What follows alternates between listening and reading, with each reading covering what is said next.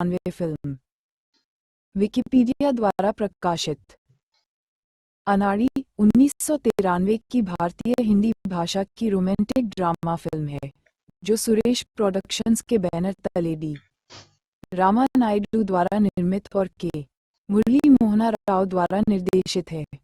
Film में करिश्मा कपूर के साथ वेंकटेश हैं। ये फिल्म व्यावसायिक रूप से सफल रही और वर्ष की सबसे अधिक कमाई करने वाली फिल्मों में से एक बन गई।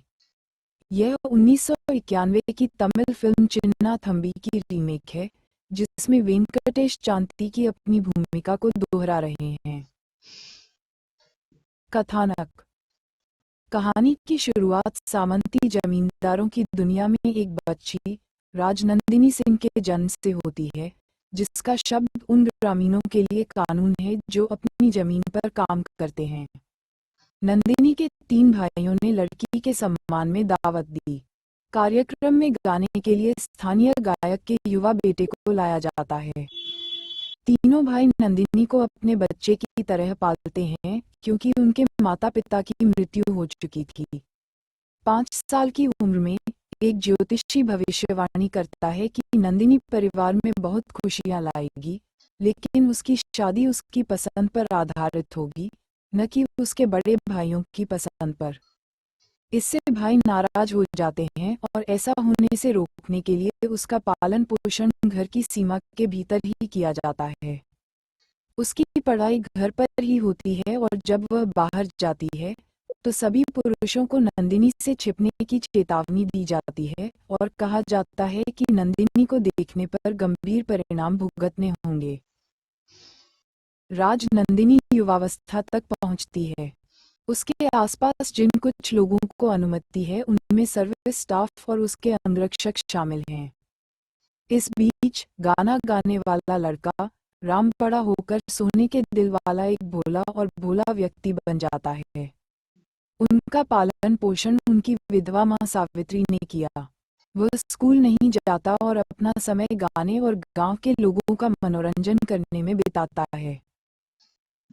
एक दिन अंगरक्षकों का राम से झगड़ा हो जाता है और राम उनकी पिटाई कर देता है।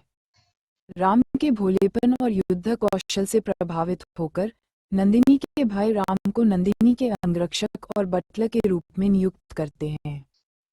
इस बीच नंदिनी को अपनी स्वतंत्रता की कमी पर नाराजगी होने लगती है। वह अपने भाइयों की जानकारी के बिना राम को गांव दिखाने के लिए बरगलाती है।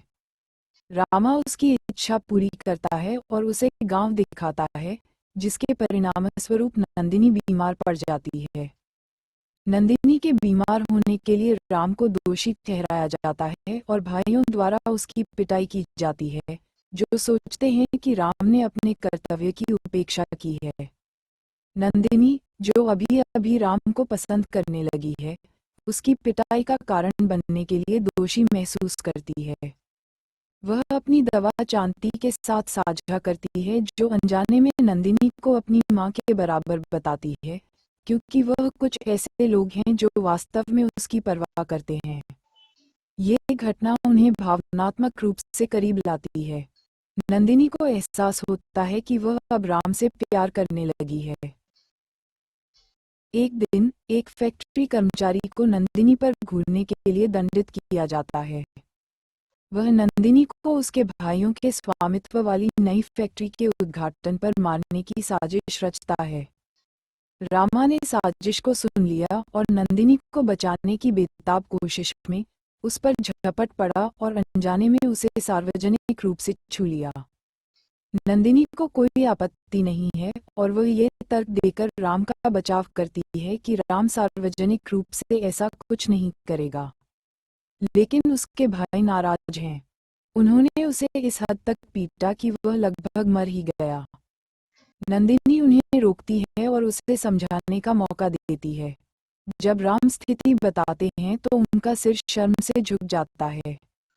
नंदिनी की मौन माफी के बावजूद राम ने मौके पर ही अपनी नौकरी छोड़ दी। उस रात नंदिनी ने राम से मिलकर माफी मांगने और शायद उसे काम पर वापस आने के लिए मनाने का फैसला किया। राम ने वापस आने से इनकार कर दिया क्योंकि वह अपने भाइयों के हिंसक स्वभाव को सहन नहीं करना चाहता था। वह सोचती है कि अगर राम ने उससे शादी कर ली तो वे राम के साथ दुर्व्यवहार नहीं कर पाएंगे। वह राम को उसके गले में एक शादी की चेन बांधने के लिए मनाती है जो उसे उसके भाइयों से बचाएगी। राम कृत्य की पवित्रता को समझे बिना जैसा कहा गया था वैसा ही करता है और उससे यह एहसास नहीं होता है कि अब उसने उससे शादी कर ली है। राम काम पर वापस आता है और नंदिनी की जान बचाने के लिए भाइयों द्वारा उसे उच्च स्तर का सम्मान दिया जाता है। नंदिनी भी अपने पति की देखभाल करने में अपनी भाभीयों का अनुकरण करने लगती है। इससे राम घबरा जाता है, लेकिन फिर भी उसे कुछ पता नहीं चलता।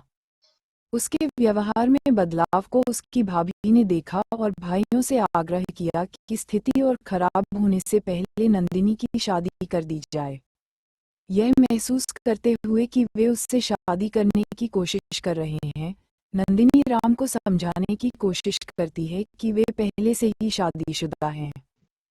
राम समझने से इनकार कर देता है और अपनी माँ के पास भाग जाता है, जो यह महसूस करने पर कि क्या हुआ है, उसे इनकार से बाहर निकालती है। वह उसकी रक्षा करने के प्रयास में उसे दूर भेज देती है। भाइयों को पता चलता है कि क्या हुआ है और वे राम की मां को अपमानित करने की कोशिश करते हैं ताकि वह ये बता सके कि उनका बेटा कहाँ छिपा है। समय रहते उसके बेटे ने उससे बच्चा लिया, जो भाइयों को लगभग मार ही डालता है।